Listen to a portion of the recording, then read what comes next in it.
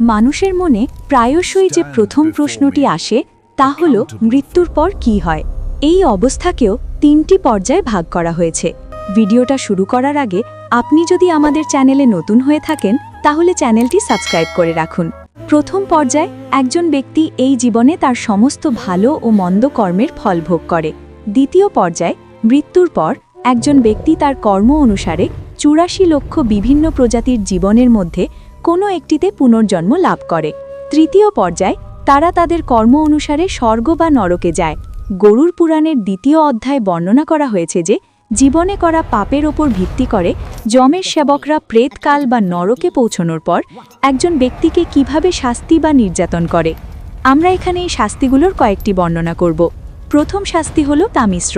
যারা অন্যের সম্পত্তি দখলের চেষ্টা করে, যেমন চুরি বা ডাকাতি করে, যম তাদের তামিশ্রে শাস্তি দেন। এই নরকে ভুক্তভোগীর রক্তবের না হওয়া পর্যন্ত এবং সে অজ্ঞান না হওয়া পর্যন্ত লোহার রড ও লাঠি দিয়ে পেটানো হয়। দ্বিতীয় নরক হল অন্ধমিত্র। যেসব স্বামী স্ত্রী সততার সাথে তাদের সম্পর্ক বজায় রাখে না এবং একে অপরের সাথে বিশ্বাসঘাতকতা করে, তাদের অন্ধমিত্রম দ্বারা শাস্তি দেওয়া হয়।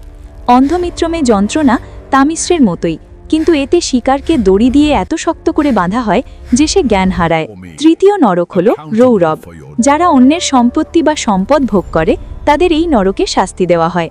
রৌরবে তাদের ভয়ঙ্কর সাপ দিয়ে শাস্তি দেওয়া হয়, যেখানে রৌরু নামের এক স্ত্রী সর্প তাদের সময় শেষ না হওয়া পর্যন্ত শাস্তি দেয়। এরপর হল মহারৌরব।